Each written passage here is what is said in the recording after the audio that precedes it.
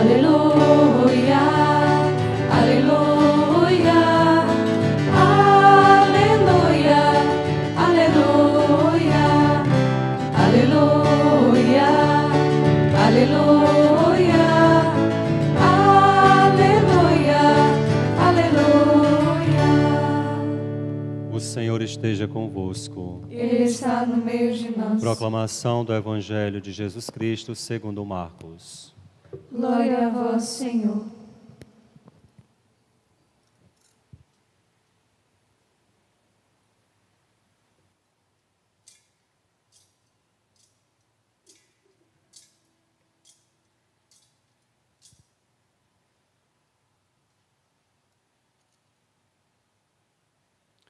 Naquele tempo, Jesus saiu de Jericó, junto com seus discípulos e uma grande multidão. O filho de Timeu, Bartimeu, cego e mendigo, estava sentado à beira do caminho. Quando ouviu dizer que Jesus, o Nazareno, estava passando, começou a gritar: Jesus, filho de Davi, tende piedade de mim. Muitos o repreendiam para que se calasse, mas ele gritava mais ainda: Jesus, filho de Davi, tende piedade de mim. Então Jesus parou e disse: chamai-o. Eles o chamaram e disseram: coragem, levanta-te, Jesus te chama. O cego jogou o manto, deu um pulo e foi até Jesus. Então Jesus lhe perguntou: o que queres que eu te faça? O cego respondeu: Mestre, que eu veja. Jesus disse: vai, a tua fé te curou. No mesmo instante, ele recuperou a vista e seguia Jesus pelo caminho. Palavra da salvação. Glória a vós, Senhor. Reverendíssimas madres, priores, queridos irmãos e irmãs na fé, querido povo de Deus. O Evangelho de hoje é uma resposta que Marcos dá à comunidade marcana em relação ao seguimento de Jesus. Este Evangelho responde às perguntas básicas feitas pelos 3 evangelhos precedentes destes dias que estamos celebrando na liturgia. O Evangelho nos situa em Jericó, não na antiga Jericó, lá de Josué do capítulo 6, cidade construída há 10.000 anos antes de Jesus, mas nos situa na nova Jericó construída por Herodes Magno, o Grande.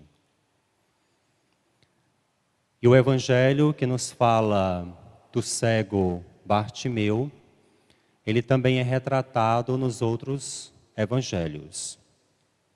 Mateus, no capítulo 20, nos fala de 2 cegos e não cita nomes.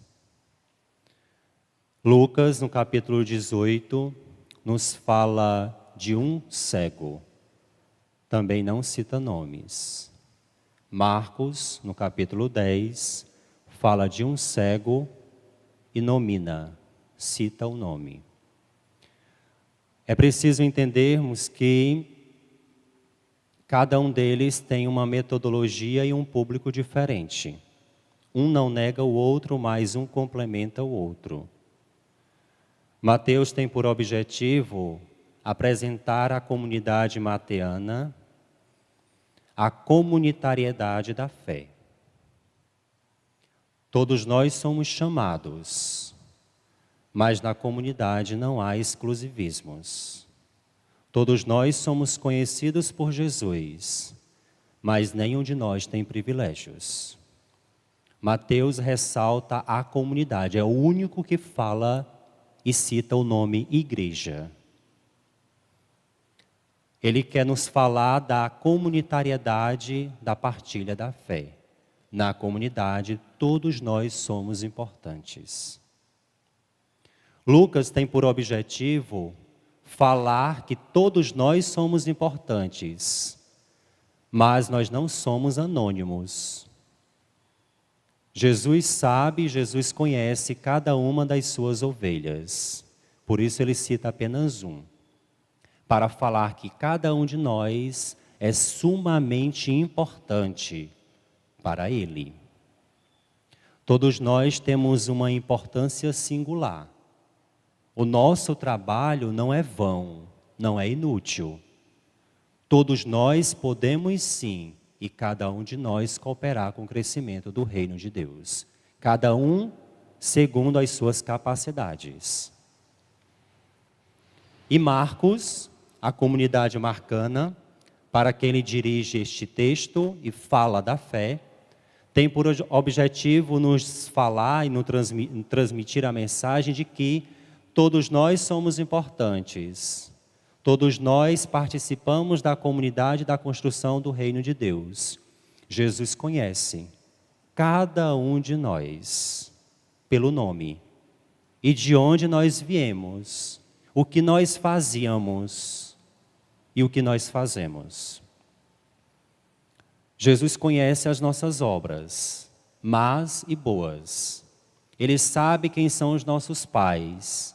Ele conhece os nossos irmãos. Ele conhece os nossos pecados e virtudes.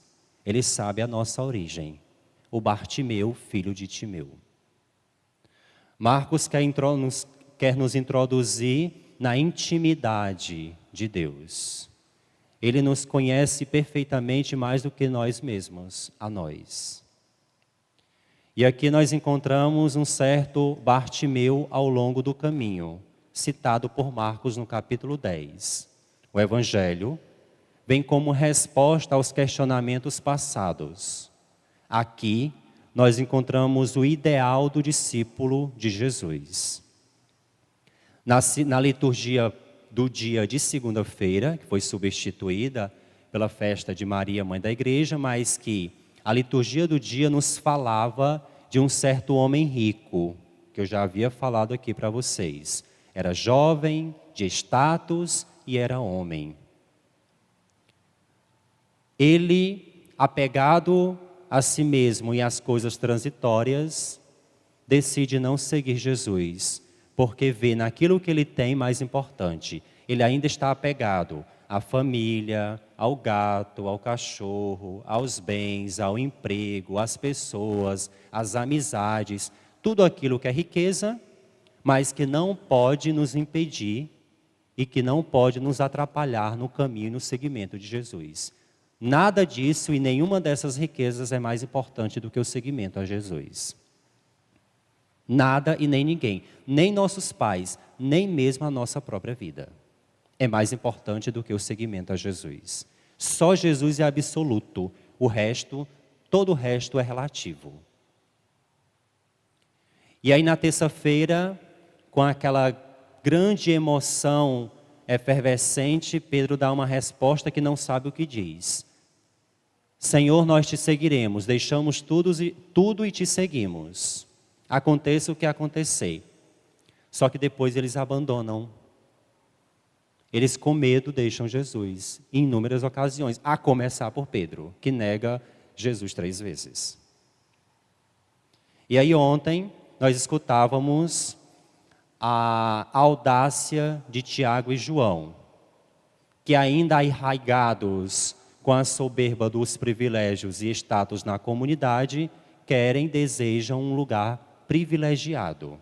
Não entenderam que o discípulo de Jesus é aquele que se rebaixa para servir. É conhecido por Jesus, mas que não necessariamente precisa ser reconhecido pela comunidade. E na maioria das vezes nós não somos reconhecidos pela comunidade. Nós somos perseguidos, até mesmo pelos de dentro da comunidade. Porque a nossa proteção está no nome do Senhor.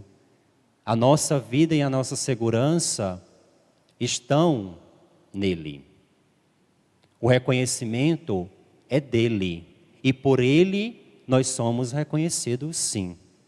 Já dizia Jesus no Sermão da Montanha, no capítulo 6, 7 do Evangelho de Mateus. E aí nós vamos entendendo o sentido desta palavra de hoje. O discípulo ideal na pessoa deste cego. Bartimeu significa homem honrado, filho honrado por Deus. Filho honrado. Bar é um prefixo que significa filho. Barrabás, filho de Abá, filho do pai. Barrabás significa filho do pai. Só que ele é o falso filho do pai. O povo elege o falso filho do pai em vez de eleger o verdadeiro filho do pai, Jesus de Nazaré. Liberta Barrabás, o falso filho do pai. Bartimeu significa filho de Timeu. É um prefixo que significa exatamente isso. Atribui a sua origem. Nos nossos dias nós diríamos, o João, filho da Maria, esposo do José. Quem é o João? O João, filho do Antônio. Nós identificamos a pessoa com os seus pais. E aqui no Evangelho, nós encontramos um homem que grita, que pede socorro, porque ele ouviu falar de Jesus. Mas comprimido pela multidão que nega a sua participação na vida de Jesus, ele continua insistentemente gritando. É aquele que mendiga a atenção de Jesus. Ele ouviu falar de Jesus e compreendeu, mesmo ainda de forma capenga, ele compreendeu que Jesus era o filho de Davi. Ele, o cego, enxergou Jesus como filho de Davi. A multidão que via não conseguia ver isso, porque impedia Jesus de se aproximar das pessoas. A multidão era a grande segurança que queria impedir o povo de se aproximar da grande estrela. E Jesus não é essa estrela toda. Porque Jesus, ao escutar a voz daquele pobre, daquele mendigo e daquele que gritava, chama-o, vem. Ao som do chamado de Jesus, ele dá um pulo. Ele se levanta. E ele deixa aquilo que ele tem de mais importante, a única coisa que ele tem. Lembremos aquilo que eu falava ontem. A samaritana deixou o cântaro, a pecadora o perfume. Zaqueu e Levi, a banquinha de impostos. Pedro, Tiago, João e André deixaram a barca, o pai e as redes. Este homem deixou o manto. O manto que era a sua segurança, que o acalentava do frio. Era a única coisa que lhe pertencia, que ele tinha, para a sua subsistência e a sua sobrevivência. Mas ele é capaz de deixar o manto, dar um salto qualitativo na fé, para seguir escutando a voz do Senhor. O objetivo do milagre não é o milagre em si mesmo. Este é o grande problema da maioria. Corre atrás de Jesus, dos milagres de Jesus, mas depois o abandona. Este homem compreendeu que o milagre é o meio pelo qual nós conhecemos a verdadeira fé e o seguimento a Cristo. Ele, depois que recebe a cura, segue o Senhor. Todos os milagres nos apontam para uma finalidade. São meios que nos falam de uma realidade que não passa. Os 35 a 40 milagres realizados por Jesus nos evangelhos nos falam de uma realidade superior. Eu falava aqui, nos falam dos sacramentos. E o milagre da cura da cegueira fala de que sacramento? Do batismo. Porque é no batismo que nós nos tornamos homens e mulheres novos e novas e conseguimos enxergar a luz da palavra de Deus, conseguimos enxergar a vontade do Senhor, porque Ele em pessoa está em nós pelo batismo no Espírito. A nossa cegueira, como que escamas, caem dos nossos olhos. Nós passamos a enxergar com a fé. E este homem começou a enxergar com a fé, porque entendeu que o milagre que Jesus realizou na sua vida não tinha por finalidade apenas o milagre, mas o seguimento. Qual que é a graça que eu tanto necessito hoje? Mas o que eu vou fazer pós-graça? Eu vou ficar com a graça, unicamente com ela, para satisfazer a minha vontade, o meu ego, ou eu tenho o desejo intrínseco de seguir o Senhor, mesmo que depois eu volte a adoecer e a morrer? Porque Lázaro foi ressuscitado, mas depois voltou a morrer. Ele morreu. O milagre é uma transição, é um meio que me chama a atenção para algo superior, para o seguimento a Jesus. Foi o que aconteceu na vida deste homem, que em 3 qualidades nós podemos ressaltar a sua grandeza. Confiança, ele não ficou se vitimando, Deus é culpado da minha cegueira, mas encontrou em Jesus a resposta para o seu problema. Ele não ficou no mimimi, mas encontrou uma resposta à altura do seu problema. Jesus de Nazaré. Ele foi um homem perseverante, enquanto a multidão dizia, para de gritar que ele não vai te escutar, e ele continuava gritando. A nossa fé deve independer do meio, das influências, deve independer do ambiente. Mesmo que a minha família não siga o Senhor, eles não podem influenciar também ao meu não seguimento. O meio, o ambiente não pode influenciar a minha decisão livre e consciente de seguir o Senhor. Eu sou livre e consciente, por isso optei pelo Senhor. Nada e nem ninguém pode me impedir deste seguimento. Nada e nem ninguém pode querer abafar ou querer atrapalhar este segmento. Porque somente nele, tão somente nele, eu sou um homem novo.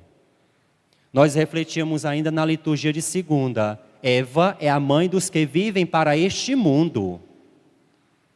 Eva é a mãe dos que morrem para este mundo, dos que vivem para este mundo.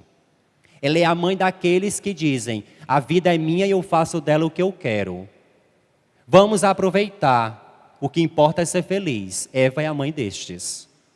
Diferentemente de Maria, que é a mãe dos que vivem para Deus. A vida não é minha, ela é um serviço para o Senhor, para a construção do seu reino e o serviço dos irmãos. Os verdadeiros filhos de Deus são estes que servem como a mãe serviu. São os filhos espirituais de Maria. Santo Irineu, no século III, o padre da igreja, dizia isso. A glória de Deus é o homem vivo. A primeira leitura diz o quê? Que a natureza glorifica a Deus. O Evangelho vai dizer que a maior glória de Deus é o homem vivo. O Evangelho responde à primeira leitura dizendo que a maior glória de Deus, a maior alegria de Deus, o maior júbilo de Deus é o homem vivo. E como é que nós estamos vivos? Seguindo Jesus. Não é simplesmente nascer para este mundo. Porque nós podemos caminhar como zumbis, mortos-vivos, vivíssimos, vigorosos, lindos e maravilhosos, mas sepulcros caiados. Os vivos e os homens vivos que glorificam a Deus são aqueles que seguem o Senhor, porque receberam dele o seu Espírito e, animados pela fé, vivem perseverantes na igreja. E a terceira qualidade que nós podemos ressaltar deste homem aqui é a disponibilidade. Ele segue o Senhor. Mas para onde é que aquele cego segue o Senhor? Para a cruz. Como é que ele... O que pesa mais? A cegueira ou a cruz? Evidentemente a cruz. Mas aquele homem entendeu, com os olhos da fé, que ele só pode ser verdadeiramente homem e feliz no Senhor. O verdadeiro discípulo é aquele que tem a coragem de caminhar no Senhor, de não acusá-lo dos seus problemas e do mal do mundo, mas é capaz de confiar no Senhor e esperar nele uma resposta de salvação. O discípulo verdadeiro do Senhor é aquele que persevera na oração. Deus não se deixa manipular pela oração. A oração não é bajulação. A oração é compromisso. Eu rezo porque eu me comprometi com Deus. É só lembrar do Pai Nosso. Pai, me perdoa se eu perdoar. Se eu não me perdoar, o Senhor não me perdoa. Rezar é se comprometer. E nós rezamos para sermos salvos. Caso contrário, não me comprometo com o que eu rezo, eu me condeno. Este homem rezou a Deus. Jesus, filho de Davi, tende piedade de mim. Ele rezou insistentemente a Deus, mas também soube segui-lo nos caminhos de Jerusalém, culminando e culminará na cruz. Este é o discípulo de Jesus, confiante, perseverante e disponível. Fiquemos com essas 3 palavras que resumem este homem de hoje no Evangelho. Bartimeu, que ao longo do caminho deixou o que tinha de mais importante, escutou a voz do Senhor, deu um pulo, confiou no Mestre, se colocou à disposição, recebeu a cura não só do corpo, mas também da alma, e pôs-se a caminho a serviço. Quem recebe a cura, quem recebe o milagre, quem recebe a graça, tem a obrigação de servir os outros. Tem a obrigação de seguir o Senhor. Tem a obrigação de caminhar no Senhor. Porque caso contrário, disse Jesus ao outro cego, lá do capítulo 6 de João, coisa pior pode te acontecer. Valei-me, o que de pior pode me acontecer mais do que a cegueira? A morte eterna. Jesus vai dizer isso no capítulo 6 de João. Vai, volta para casa e não voltes a pecar para não te acontecer coisa pior. A morte eterna, a separação eterna de Deus.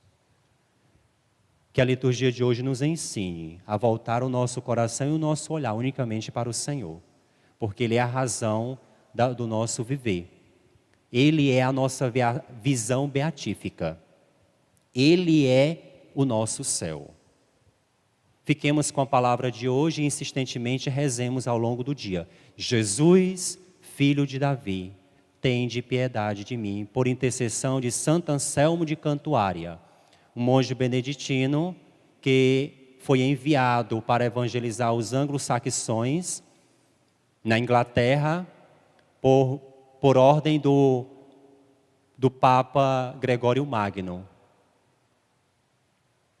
O Papa Gregório Magno convocou o Santo Agostinho e mais 40 monges para evangelizar a Inglaterra. Eles foram, quando chegaram na metade do caminho, souberam que os anglo-saxões eram homens violentos, que iriam matá-los. Eles pegam volta da metade do caminho para casa. Sua santidade não tem como ir para a Inglaterra. Eles vão nos devorar. E o Papa olhou para eles e disse, é mesmo? É, pois voltem. E eles voltaram para a Inglaterra, evangelizaram, converteram mais de 10 mil anglo-saxões, inclusive o rei Etelberto. E se tornou um grande bispo, arcebispo de Cantuária. Se tornou o ícone da fé. Um homem que entendeu também o que é a fé. É morrer para que outros nasçam em Cristo. Por meio da evangelização e o testemunho, até mesmo o sangue. Santo Anselmo de Cantuária, rogai por nós. São Bartimeu, rogai por nós.